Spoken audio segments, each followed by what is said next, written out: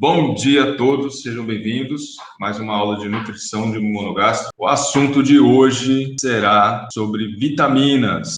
Bom, primeiro, a definição de vitaminas. Vitaminas são compostos orgânicos exigidos em pequenas quantidades, têm uma característica chamados de reguladores do metabolismo. Ou eles estão associados aos processos de crescimento, reprodução, no sentido de regular a tradução das informações genéticas, ou a transcrição para a biossíntese no ambiente celular, tecidual, orgânico, ou então atuarem diretamente nas vias metabólicas na forma de coenzimas. Então, nós vamos ver a importância das vitaminas exatamente nesse sentido, uma interação nutricional interdisciplinar. Vamos ver multifatorial, vamos ver todos os fatores que vão estar envolvidos do aporte correto, adequado das vitaminas através da alimentação, da nutrição e o efeito, a influência que essas vitaminas vão proporcionar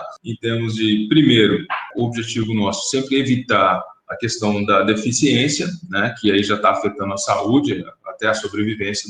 E, por outro lado, temos recomendações em cima dessas exigências. Então, temos recomendações que normalmente são níveis adicionais à exigência, que podem trazer benefícios para o crescimento, para a reprodução, para a atividade física ou processo cognitivo. Então, esse aporte de vitaminas, ele é muito variável, porque ele depende da disponibilidade nos alimentos, nos suplementos que são utilizados eventualmente e da intensidade da simbiose microbiana intestinal. No aporte de vitaminas que vem com a simbiose microbiana intestinal, principalmente as vitaminas do complexo B, chamadas de hidrossolúveis, provê um aporte adicional à dieta. Ou então, no caso dos outros animais que são mais restritos nessa simbiose, que precisam realmente de todas as vitaminas na sua dieta.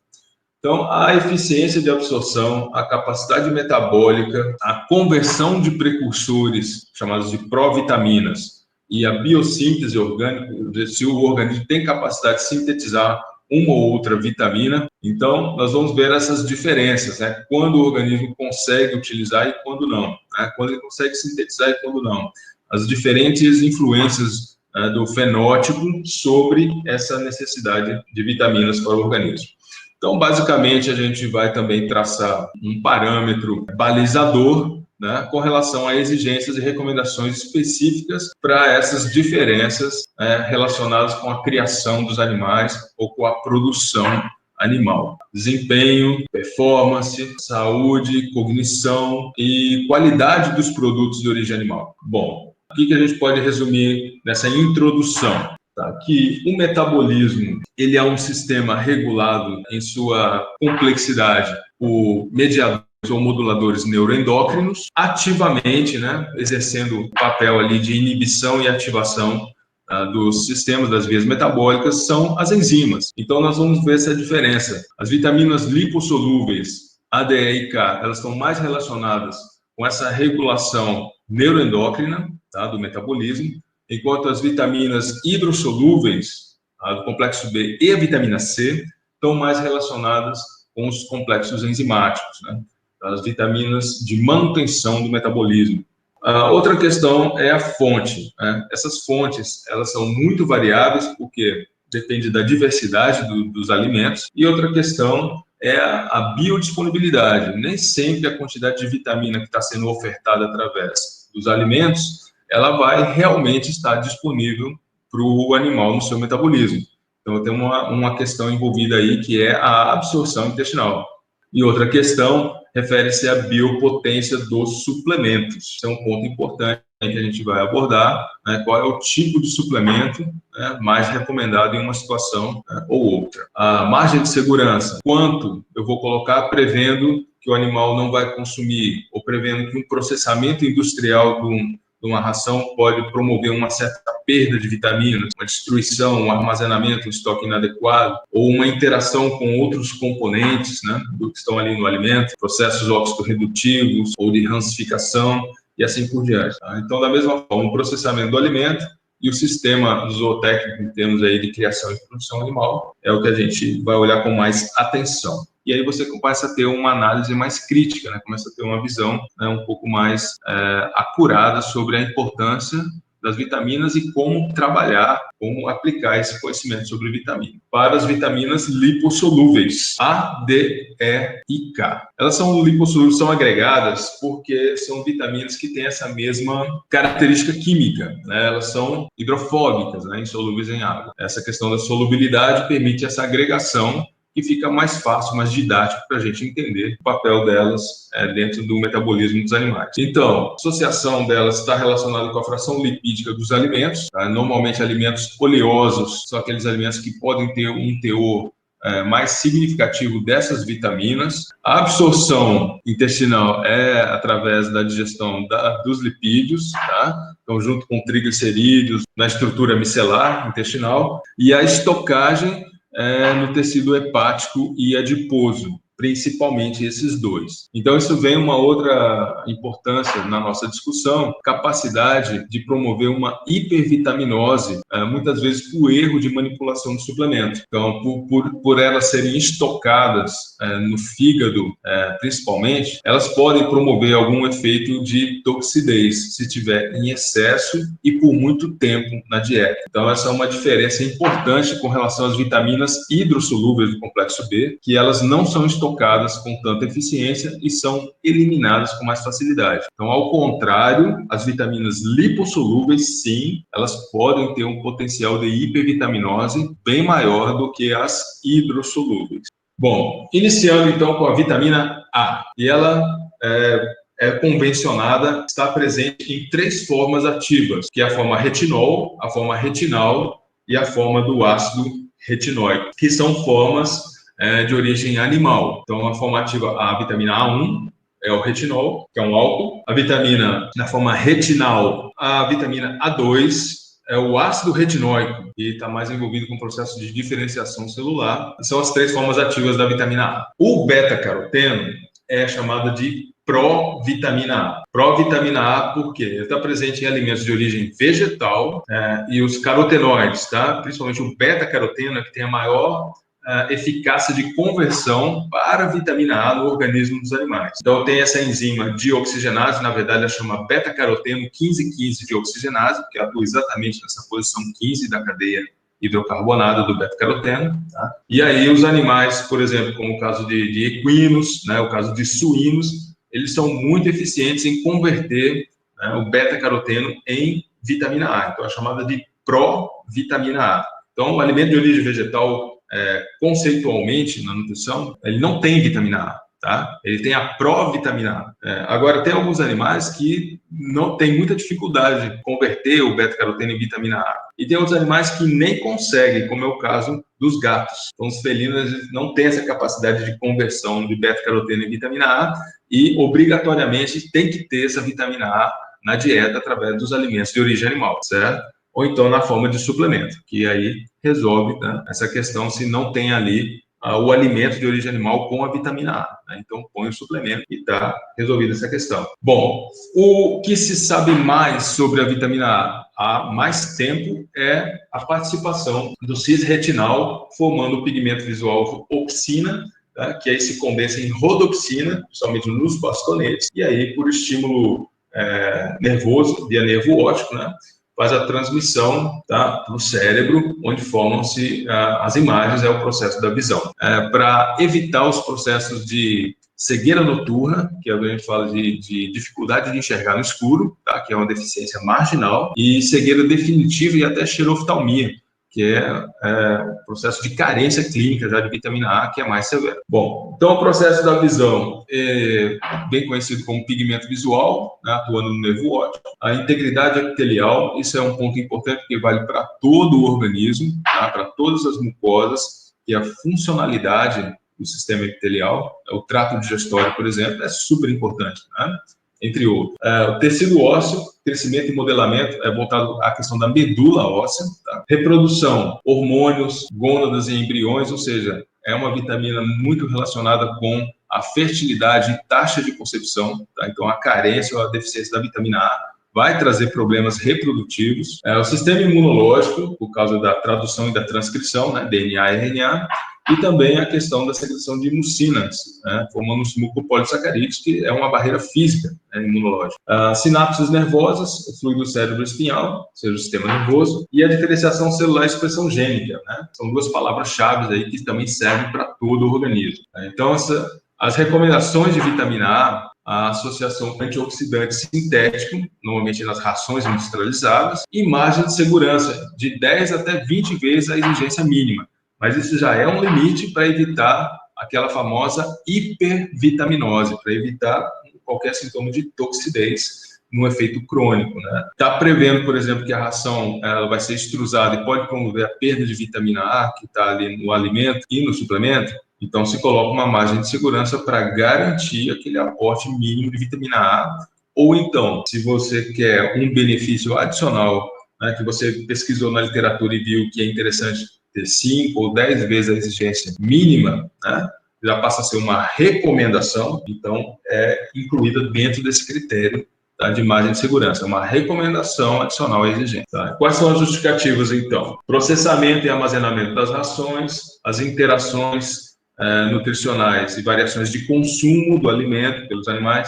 Aí entra muito forte o exemplo térmico, do ambiente, estresse climático, ou desafio sanitário, a maximizar o desempenho produtivo e reprodutivo, ou então a qualidade e enriquecimento dos produtos de origem animal. Bom, como se faz o monitoramento, então, da vitamina A? Né? Ele faz o estoque hepático e a concentração plasmática. São dois pontos, uma biópsia hepática, né, e análise do plasma sanguíneo. Já dá para ter uma ideia, fazendo um contraste com o nível de vitamina A na alimentação. É necessário fazer suplementação adicional à exigência ou não, se é só aquela combinação de alimentos, né, já está sendo suficiente. Então, varia muito de acordo com a espécie e categoria animal. Então, você quer uma melhoria de performance no crescimento, então quer melhorar a taxa de concepção, a fertilidade, processos reprodutivos, né, estações de monta, assim por diante.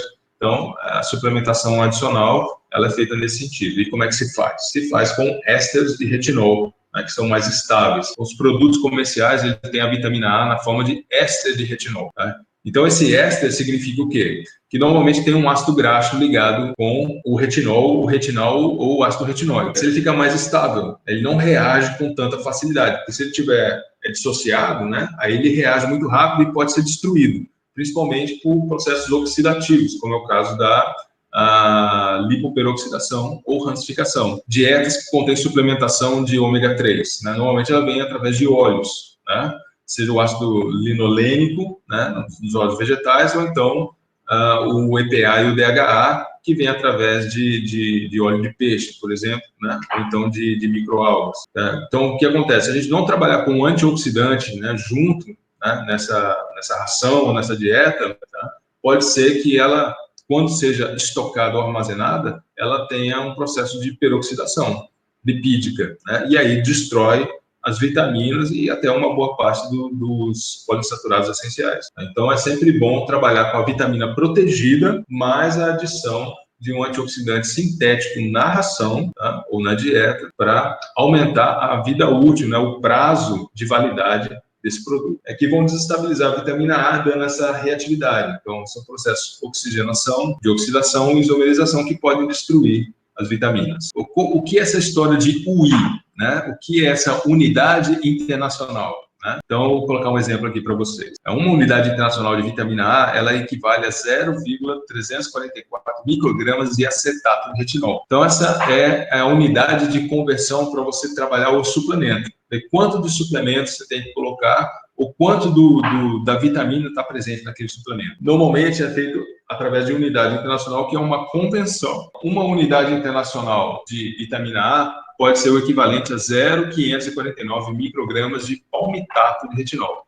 Então, qual é a diferença ali entre o acetato e o palmitato? Isso é por causa do tamanho do hidrocarboneto que está esterificado com a vitamina A. O acetato tem 2 átomos de carbono, então por isso que é 344 microgramas. Já o palmitato são 16 átomos de carbono, então por isso que ele passa a ter esse peso de 549, concentração da vitamina e também a questão de operacionalidade, que é a pesagem do suplemento. Você vê quanto de suplemento você vai utilizar, que normalmente é uma recomendação do fabricante, né? Vem lá no rótulo do suplemento, use, né, tantas miligramas em tantos quilos de ração. Mas aí o fabricante ele tem que explicar isso para você, né? Então, se ele não explica, aí você tem que buscar na literatura para entender quando ele trata da biopotência da vitamina dentro do suplemento. Normalmente ninguém questiona isso, porque o produto já vem pronto para uso, né, pessoal?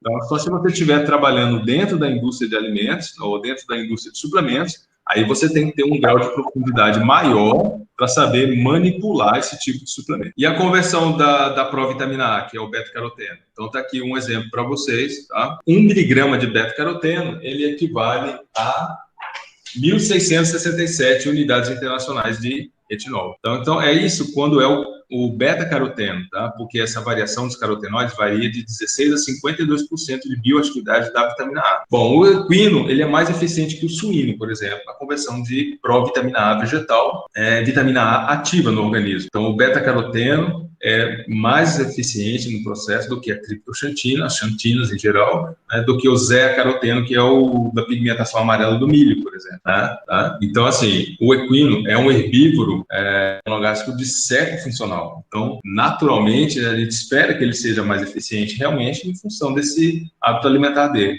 Né? O suíno já é um animal onívoro, né, que ele se adapta, né, de acordo com a dieta. Então, a gente espera realmente que a eficiência dele seja um pouco menor que equinos, né? Então, eu não coloquei aqui os cães, né? Mas os cães, a capacidade deles é bem inferior a desses outros dois animais, tá?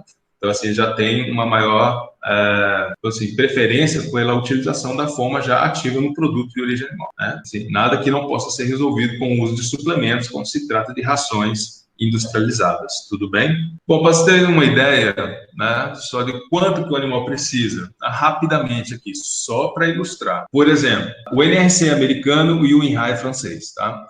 Quando se trata da exigência, é o caso do NRC, tá ali, ó. Por exemplo, um frango de corte na fase inicial de crescimento, que é a primeira linha da tabela, é ali 1.500 unidades internacionais por quilo da dieta. Já o INRA, ele trata de uma recomendação, ou seja, não é a exigência. Ele já está colocando uma quantidade adicional à exigência. Aqui, no caso, são 10.000 UI por quilo de dieta. Se pegar, por exemplo, período de postura, lá embaixo, né? Produção de 90% de ovos, tá? Ou seja, a cada 10 dias, né, a galinha põe 9 ovos, né? 90%.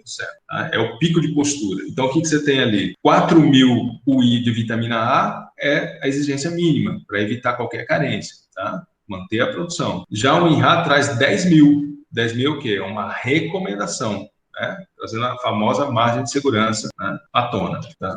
Aqui é um problema, então, de deficiência, né? A cegueira noturna, que é a dificuldade de enxergar no escuro, que pode evoluir para uma cegueira total, né? Esse processo, ele envolve a xeroftalmia, que é o ressecamento do globo ocular. E depois, se não houver a intervenção, em termos de suplementação da vitamina, né, ele evolui para anolofia, que é a perda do globo ocular, né? Então, aqui é uma ave sem os olhos. Então, aqui no caso de suínos, também para ilustrar, um leitão em crescimento, 5 a 10 quilos de peso vivo, tá? Ele precisa de 2.800 unidades internacionais, que é o NRC americano. Já a recomendação nutricional do INRA é de 10.000 UI por quilo da dieta. O suíno com a dieta deficiente em vitamina A, que é esse animal da esquerda, né, vídeo, e o animal da direita é uma dieta normal em vitamina A. De coelhos aqui, mesma coisa, olha, por exemplo, matriz em gestação, matriz em lactação, para ilustrar rapidamente, né? 1.200 UI de exigência, tá? E 2.000 na lactação. Quando vai para o INRA, que é a recomendação, já vai para 12.000. Esses problemas que aparecem, né? O mais comum em coelhos, né? Animal de biotério, trabalha bastante também para produzir informação científica, né? Daí a deficiência de vitamina A, a xeroftalmia, ressecamento do globo ocular, e a dermatite, um ressecamento do pavilhão auricular. Ou seja, o animal vai externar a deficiência primeiro onde ele vai sentir menos, né? Onde vai prejudicar menos a sua saúde, né? Ou o seu processo de vitalidade, né? A sua performance e assim por diante. A partir desse momento aqui, se não houver uma intervenção, aí vai se agravar, vai começar a ter outros problemas com órgãos internos que já vão ser mais comprometidos, né? Então, por isso a importância. De cada situação vai envolver uma análise mais personalizada. Por isso a importância de vocês, como profissionais que foram atuar nessa área, né, ter essa análise crítica, né? Em que momento eu tenho que sair da suplementação ou da combinação de alimentos que atende à exigência e partir para uma suplementação, uma quantidade adicional daquela vitamina, deficiência e toxidez, tá? Os sintomas eles podem ser confusos, tá? Por exemplo, um sinal de deficiência também pode ser um sinal de toxidez, como é o caso de secreção ocular seromucoide, fotofobia, cegueira noturna e definitiva. Tanto a deficiência quanto a toxidez podem gerar esse tipo de sintoma. Como é que se resolve? Então, fazendo análise do plasma sanguíneo e fazendo a biópsia hepática, né? Então, em contraste com a alimentação, a gente consegue ter uma ideia se é deficiência ou toxidez. Normalmente é deficiência, tá? O mais comum é a carência da vitamina. Deformações e lesões da matriz óssea nos músculos, incoordenação motora, termomuscular, crescimento e termorregulação ou a indução do hipotireoidismo. Então, onde a vitamina A é mais importante, é onde vão aparecer os principais problemas. Então, a questão reprodutiva é muito embasada na literatura. Problema de fertilidade, de aborto, e natimortos. A elevação da pressão cérebro-espinhal e hidrocefalia, que está relacionada também com mortalidade, dos principais problemas, né, que ele é mais, vamos dizer assim, é um sintoma crônico, silencioso, é a queratinização de tecido epitelial, tá? Ou seja, a perda de função de mucosas, a perda de função de epitélio. O trato digestivo a gente dá mais ênfase porque é a via de entrada de todos os nutrientes. Então, se começa, o efeito dominó, né, ou bola de neve. Quando começa a faltar os outros nutrientes, começa a externar carência e deficiência de outros nutrientes, né? Então, aí o processo fica bem confuso mesmo, tá? Então, é muito importante fazer esse monitoramento constante. E a questão imunológica, né? Digestivo, cardiovascular e respiratório seriam os três mais afetados na deficiência marginal de vitamina A. O ergocalciferol, vitamina D2, que é vegetal, e o colecalciferol, que é a vitamina D3. Então, a D2 e a D3 elas vão suprir a necessidade dos animais, só que a D3 ela é mais ativa, mais funcional, né? Que a D2 precisa de uma conversão para a forma D3, tá? Então, crescimento e reprodução são as principais funções relacionadas com a vitamina D. Todo mundo vai lembrar da homeostase do cálcio no organismo, que aprende desde criancinha, né, no jardim da infância, vitamina do solzinho, importante, né, para o desenvolvimento do esquelético muscular, dos ossos, mas é intestino, ossos, rins, paratireoide, útero, placenta, glândula mamária, entre outros, né, onde a vitamina D tem uma ação importante, principalmente relacionada com o DNA da célula, que é a tradução e a transcrição para síntese. Mais uma vez ali, uma unidade internacional de vitamina D, 0,025 microgramas de colecalciferol. É uma das vitaminas que pode ser sintetizada no organismo, mas precisa ter exposição solar. Aí a gente sempre fica na dúvida hoje, né, principalmente a gente, seres humanos, qual seria o limite, né, entre a exposição solar para sintetizar a vitamina D e não adquirir um câncer de pele, né, um melanoma, tá? Então, passar o protetor solar, você inibe, né, essa conversão da vitamina D. Né? Então, normalmente, assim, só de curiosidade, né, a gente tem uma exposição de 15 a 30 minutos no horário, no início da manhã, no final da tarde, já pode ser suficiente para sintetizar uma quantidade de vitamina D que seja razoável, né, para atender a nossa exigência. Mas essa demanda, essa exigência também varia muito, né? Depende muito do estilo de vida, do hábito de vida que a gente tem. Essa situação que a gente está passando de pandemia, que a gente fica mais confinado, né, é muito comum você ver recomendações de suplementação de vitamina D, porque não está tomando banho de sol, né? As pessoas estão confinadas. Então, é o que acontece mais ou menos dentro do sistema de produção de aves e suínos, em sistema de condomínio, que a gente chama de produção animal 4.0. São sistemas climatizados, de ambiente completamente controlado, fechado, sem contato com o ambiente externo, né? Então, a vitamina D tem que vir através da dieta, porque os animais não recebem radiação solar, né, para sintetizar a vitamina D. Então, é diferente da criação, por exemplo, de aves caipiras, né? Criação de suínos semi-confinados, né? Animais que têm contato com exposição solar, né? Com a radiação solar, e aí consegue produzir um pouco de vitamina D e atender essa demanda. E aí a complementação vem através da dieta. É importante vocês se lembrarem que o sistema de produção ou de criação também influencia essa questão da suplementação. Então aqui o 7-hidrocolesterol da pele, tá? Ele é irradiado, ele vai se tornar, então, 25 hidroxicolecalciferol, que vai para o fígado, ali ele sofre mais uma hidroxilação, uma reconfiguração da molécula, tá? Para calcidiol, ele vai para os rins, aí sofre mais uma hidroxilação, vira 1,25 de hidroxicloroidosferol, né, que é o calcitriol, e aí a vitamina D3 ativa que está disponível no organismo. A vitamina D3 que é incorporada na dieta, mais essa vitamina D3 que pode ser sintetizada, né, elas fazem a complementação da exigência. Então, na mucosa intestinal, essa é a outra principal função, a mais conhecida da vitamina D, é relacionada com a síntese da proteína transportadora de cálcio. Então, a falta da vitamina D pode trazer problemas da falta de mineralização óssea, pela falta de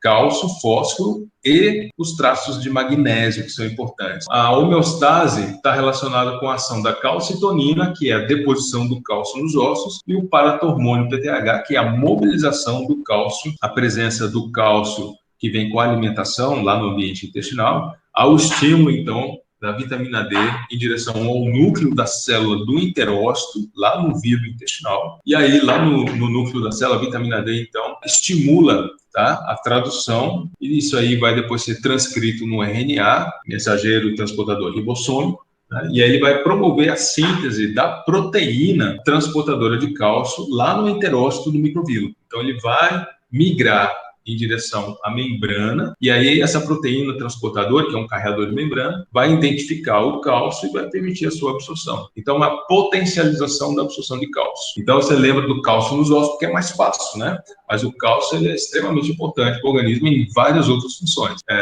Processos de habilidade materna, por exemplo, em mamíferos, no caso de éguas com seus potros, no caso da porca com leitão, no caso da cadela com seu filhote de cão, está relacionado, então, com a lactação, tá? Que é a produção do leite e o cálcio do leite, que é importante para o filhote, né? A viabilidade da progênie, a sobrevivência. Então, está aqui uma ilustração do suíno com deficiência em vitamina D, tá? Radiografia mostrando a baixa mineralização óssea, né? Então, na linha de cima aqui, os ossos branquinhos são bem mineralizados, bem calcificados, né? Fosfato de cálcio e hidroxiapatita, enquanto lá embaixo está o osso escuro, né? O osso frágil, poroso, né, muito suscetível a fraturas, né? Tá? Então, esse é um problema da falta de vitamina D. Então, a suplementação para a vitamina D também tem um outro ponto importante, que é relacionado com as poedeiras.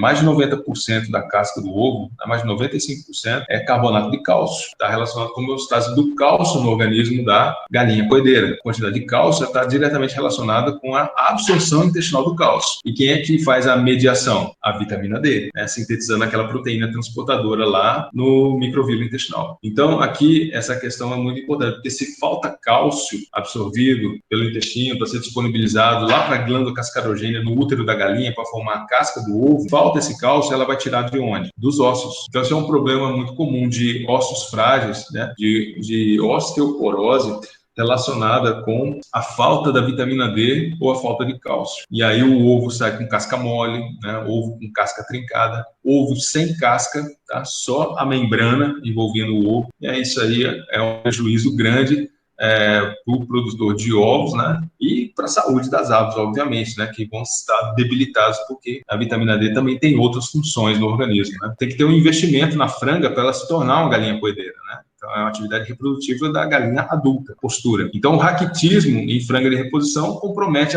exatamente, né, o repovoamento, né, das matrizes de postura. Isso vale tanto para os ovos que a gente consome, quanto para os ovos de incubação, que vão gerar os pintinhos, né? Então, aqui, problemas de pernas, no frango de corte e fratura de fêmur. Né? Outros problemas relacionados com a falta da vitamina D, que pode até ser confundido com a falta de cálcio e de fósforo. Tá? Então, por isso é importante fazer as análises em laboratório, para você ter certeza, né, ou se aproximar com maior acurácia do que realmente é a deficiência da vitamina D. Então, temos aí as recomendações, tá? Então, suplemento de vitamina D protegido, estabilizado em microesferas com antioxidantes, da mesma forma que eu coloquei para vocês da vitamina A. A margem de segurança pode chegar a 10 vezes a exigência. Então, a vitamina A e a vitamina D são as mais perigosas em termos de hipervitaminose, né? Ou então, buscando um benefício adicional na produção animal. Então, aqui a deficiência de hipovitaminose D, insuficiente calcificação ou mineralização dos ossos, nos animais jovens, raquitismo, nos animais adultos, osteomalácia, tá? E a toxidez, né, que normalmente tem os mesmos sintomas, né? Então, é preciso análise para saber direitinho se é deficiência, para não ser repetitivo, né? Estou só ilustrando, a exigência é o mínimo, né, 200 UI por quilo da dieta, e a recomendação já prevendo, né, todos os fatores de variação envolvidos, né, efetiva utilização da vitamina no organismo, então dá o aporte de 1.500 UINA por quilo da dieta, para garantir, para se prevenir qualquer problema, ou ter uma melhoria de performance de acordo com a categoria, né? Estão vendo aqui? Aqui tem frango de corte e galinha poideira, né? Exigência e recomendação, e coelhos, né? Animal de biotéria aí, legal também. Então, a deficiência, o raquitismo nos jovens, deformações ósseas, defeito em epífise de ossos longos, ou seja, desenvolvimento, crescimento do osso e o alargamento do osso, né? Promete então a estrutura óssea. Problema de perna em linhagem de aves, a questão do melhoramento genético, né? Essas aves crescem muito rápido, né? Estão muito precoces, então o aporte de nutrientes ele tem que ser mais denso, né?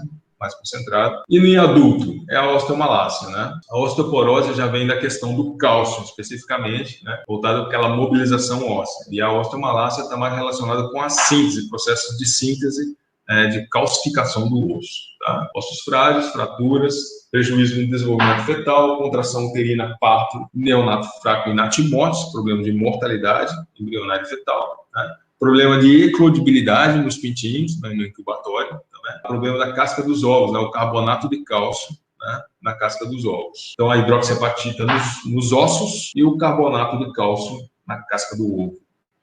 Vitamina E. Vitamina E refere-se a dois grupos de substâncias lipossolúveis, que são alfa, beta, gama e o delta-tocoferóis ou tocotrienóis, tá? O alfa-tocoferol é mais utilizado porque tem a maior atividade biológica. Então, uma unidade internacional de vitamina E equivale a 1 miligrama de acetato DL-alfa-tocoferol, que é a forma de maior biopotência. Então, tá aí mais uma vez, né? O acetato são 2 átomos de carbono, é um ácido graxo de cadeia curta, né? Que serve para fazer aquela esterificação, né? Dá mais estabilidade aí no produto de suplementação da vitamina E. Então, 1 miligrama de acetato de alfa-tocoferol varia sua biopotência de acordo com a espécie animal, né? Então, você coloca menos ou mais suplemento, né, de acordo com a necessidade. A principal função da vitamina E é ser um antioxidante celular, ou seja, neutralizar radicais livres que são formados dentro do ambiente celular, dentro do metabolismo de nutrientes, ou então por ação citotóxica de outras substâncias que podem eventualmente serem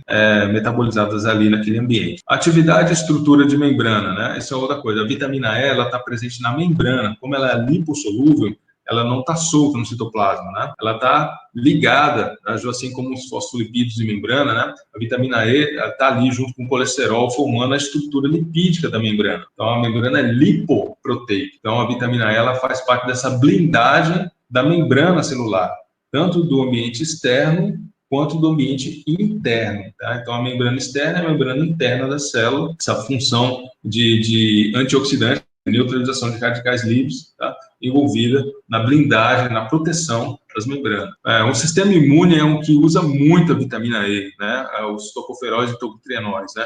Justamente porque os processos oxidativos são muito intensos, né? Principalmente as células fagocitárias, aquela primeira linha de defesa, né? Que vão montar a biblioteca imunológica, os fragmentos de antígenos, né? Para a montagem das imunoglobulinas. E também no transporte de elétrons. Aí você olhar para a mitocôndria, como é importante a presença da vitamina E nas membranas mitocondriais, onde ocorre o processo, o gradiente eletroquímico de produção de energia, tá? De ATPs, e também o metabolismo nuclear, metabolismo de DNA, né? Que é importante na membrana do núcleo da célula, ter essa blindagem também com a vitamina E. Bom, aqui um exemplo ilustrativo, né, que eu gosto de mostrar, que é o papel sinérgico com a glutationa peroxidase, que tem selênio na eliminação de radicais livres, né, ou inativação de radicais livres. É por causa justamente dessas... A vitamina E faz a blindagem das membranas. E a glutationa peroxidase, que é uma enzima antioxidante, prevenção na formação dos radicais livres. Então, eles passam a ter uma ação combinada e complementar. Enquanto a glutationa peroxidase, né, ela evita a formação excessiva de radicais livres, por sua vez, a vitamina E está relacionado com a neutralização daquela quantidade que não foi possível ser neutralizada inicialmente. Então, para o sistema imunológico, isso é muito importante, no efeito dos macrófagos, por exemplo. Tá? Aqui, o suíno com deficiência de vitamina E, então ele tem uma redução na sua imunocompetência, né? Principalmente nessa fase de transição do desmame, que é a maternidade para a creche. Tá? Tem uma redução de fertilidade pós-parto nas matrizes, nas porcas, e tem também maior incidência de dermatite e de hepatite, que é a inflamação da derme, da epiderme, né? e hepática. E aqui as dietas deficientes em vitamina E para aves, né? Afetando, então, o crescimento do frango de corte, por exemplo, e o empenamento das aves, tá?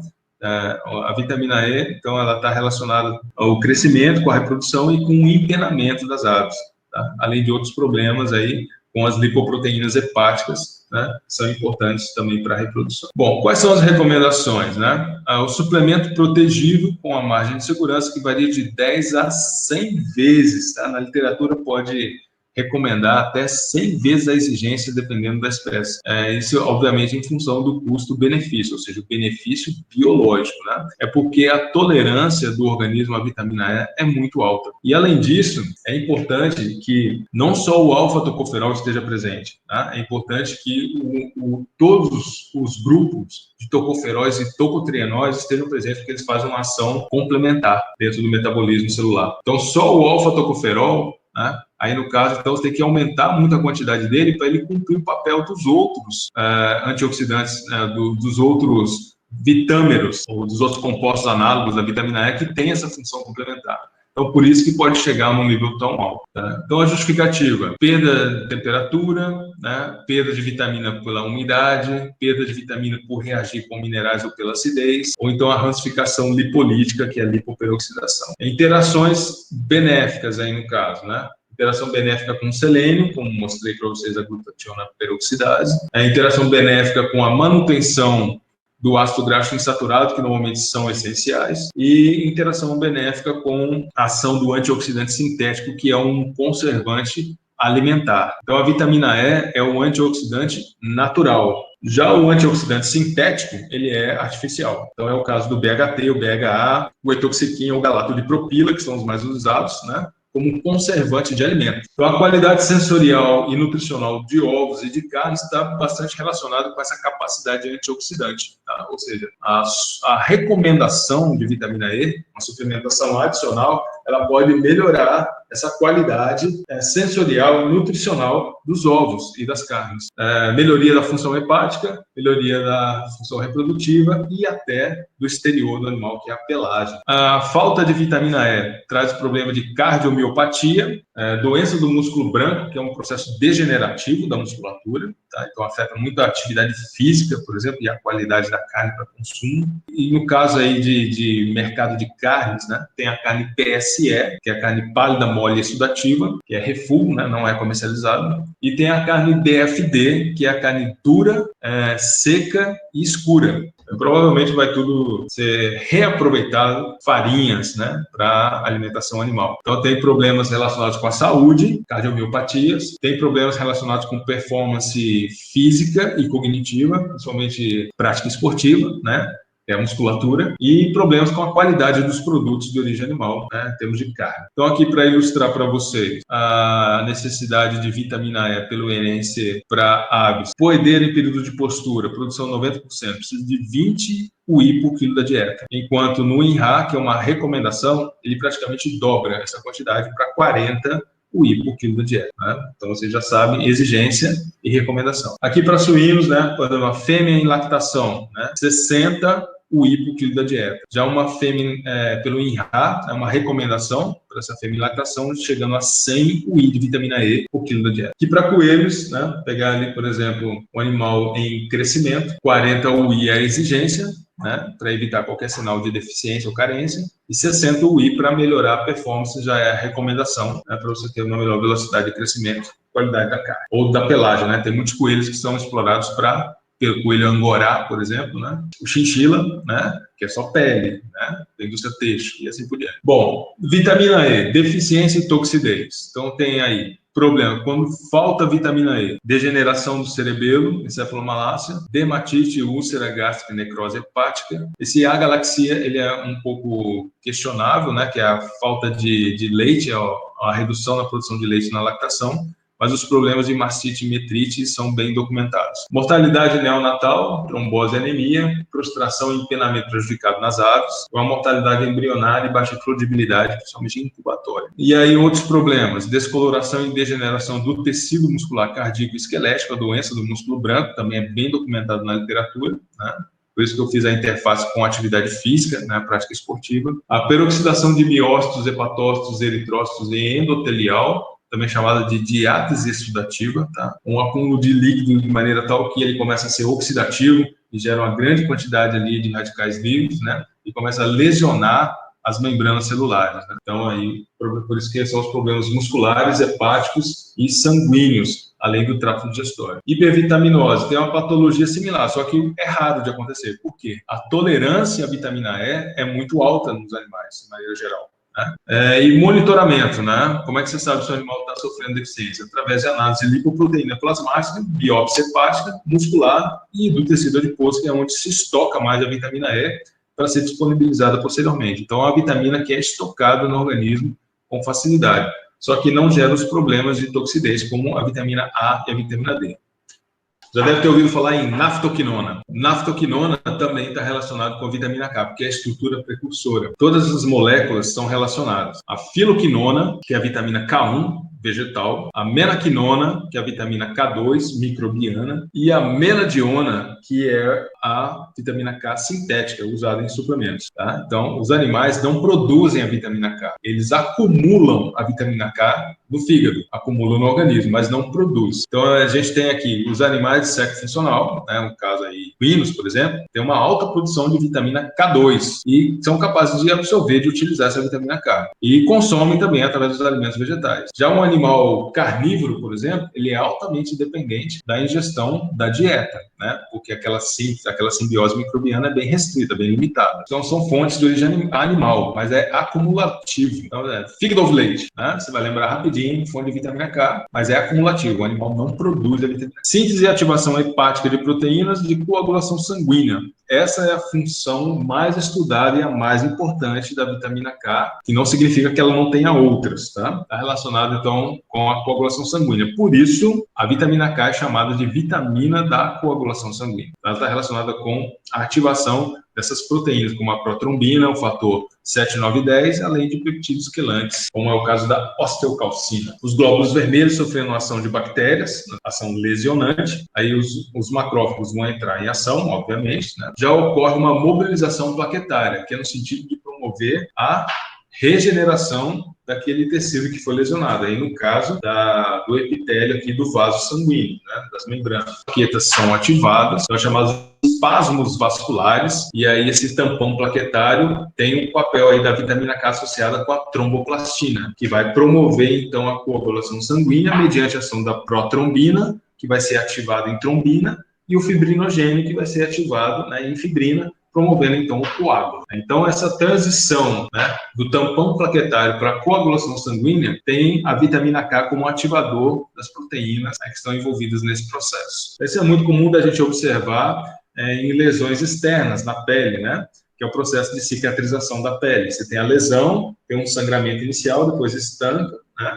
Aí forma, então, aquela membrana, forma a famosa casquinha, né? Que é da cicatrização, e depois aquela casquinha cai, sai fora e fica a pele novinha por baixo, reconstituída, né? E está aí mostrando que você não tem nenhum problema de carência de vitamina K, porque o processo ocorreu com sucesso.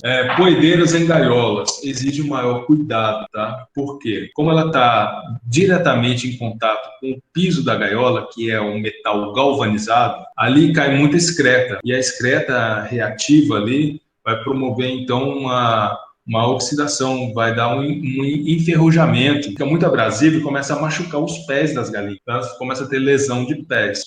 E aí, se não tiver um aporte bom de vitamina K para essas aves, elas começam a sentir muita dor. Esse processo vai prejudicar a produção de ovos, tá? Que vai dar um desconforto para o animal, vai gerar uma demanda muito grande do sistema imune, ela vai começar a ter repartição de nutrientes, vai ter um efeito, e ela pode cessar a postura, ela para de botar ovo, tá? Porque está desconfortável, está sentindo dor e está tendo um processo de partição de nutrientes para o sistema imune. Então, isso é chamado de traumatismo, que gera hemorragias que podem ser fatais se não houver a intervenção em termos de suplementação de vitamina K e a neutralização daquele ambiente inóspito. Então, por isso que se fala muito em substituir o sistema de postura em gaiola por sistema de postura ao piso com ninhos, que diminui bastante esses problemas aí de lesões de pés, né? Desconforto animal. Bom, outra questão é insuficiente provimento através da simbiose intestinal. Então, por exemplo, as aves, a gente não pode confiar nesse aporte da simbiose intestinal, tem que suplementar realmente na dieta. E aí, quando se tem, por exemplo, um tratamento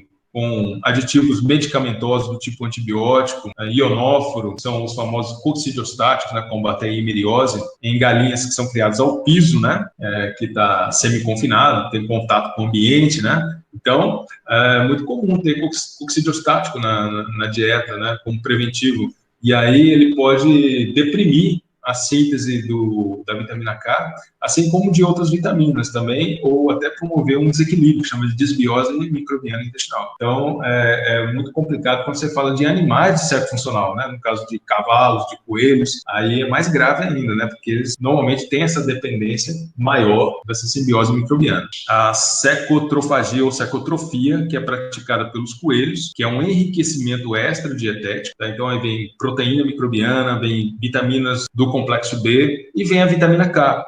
Qualquer antibiótico terapia ou coccidiostático ou qualquer efeito sanitário ou desequilíbrio na microbiota intestinal pode levar à deficiência marginal, tá? E é preciso, então, entrar com uma intervenção, né? Neutralizar os fatores de variação e colocar uma suplementação adicional para garantir a necessidade dos animais. Em suínos, é muito comum, assim como em outros animais, você vê atos de coprofagia, que é diferente. Coprofagia é consumo de fezes. Pode ser um comportamento compulsivo, mas normalmente ele está relacionado com carência nutricional. Então o animal ele vai buscar nas fezes instintivamente o nutriente que está faltando para ele. Normalmente quando a coprofagia ocorre, a gente desconfia de aminoácidos ou então de vitaminas, certo? A vitamina K seria um exemplo. Bom, recomendações. As margens de segurança, elas são muito altas também para a vitamina K. Então, você vê que a vitamina E e a vitamina K não tem muitos problemas com hipervitaminose ou com toxidez. A tolerância dos animais é bem alta. E a estabilidade é afetada, assim como as outras lipossolúveis, né? Então, a ação da luz, do calor, da umidade, a rancificação de gorduras, né, de lipídios, oxorredução com minerais, né, processamento industrial das rações, que é calor e pressão, tudo isso acaba afetando, então, o aporte da vitamina na dieta ou a destruição das vitaminas nas rações industrializadas, assim como uma demanda maior de influências climáticas ou sanitárias. Então, o suplemento é a menadiona hidrossolúvel, essa é uma característica da vitamina K, né, que ela pode ser parcialmente solúvel em água, tá? Depende do processamento do suplemento, tá? Tem essa compatibilidade, tá? Mas ela é uma vitamina lipossolúvel. A bioatividade aí no caso do suplemento é de 50%, tá? E a menadiona bisulfito de sódio é a mais utilizada, apesar de ter a menadiona dimetilpirimidinol e a nicotinamida, tá? Que são relacionados, são vitâmeros, né? Compostos análogos, tá? Compostos cumarínicos, que são chamados antivitamina K, tá? É o famoso raticida, tá? Esse raticida, inclusive, esse que vende aí no comércio, tá? A maioria deles, eles são antivitamina K, né? E matam por septicemia, por hemorragia interna. Então, inibe o processo de coagulação sanguínea e acaba sendo um veneno fatal aí. Por isso é usado muito em raticidas, tá? Muito comum. Então, tomar cuidado com a manipulação desse tipo de produto. Exigências aí, ilustrativo, né? Fase inicial de crescimento 0,75. Quando vai para uma recomendação, a quantidade é extrapolada para 5 miligramas por quilo da dieta. Aves consumindo rações com diferentes níveis de vitamina K, mostrando exatamente essa diferença no crescimento em função do aporte na dieta. Suíno leitão em crescimento de 0,5 da exigência, ele passa a 1 miligrama por quilo na dieta em termos de recomendação. Então está aqui, né, um suíno normal, né, perto de um suíno com a dieta não suplementada. Então, a gente chama de deficiência marginal. Mas ele tem um decréscimo, uma redução de desempenho, de performance, e pode estar mais suscetível à doença. E coelhos aqui, né, de crescimento de 0,3 pode saltar para 3 na recomendação nutricional.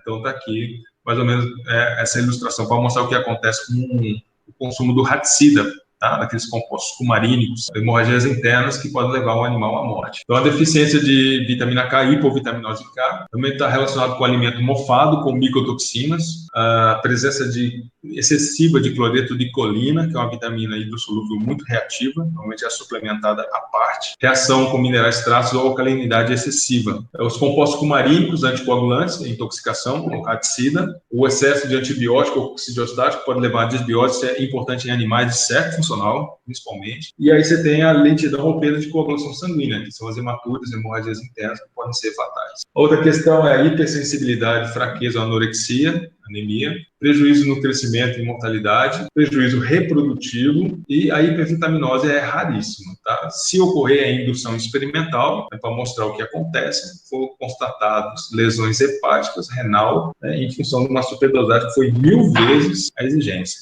dos animais, tá? Então você vê que a tolerância é alta. Chique 10, beleza pura. Finalizamos aí então com a qualidade do suplemento vitamínico, o Premix, é uma sigla em inglês, né?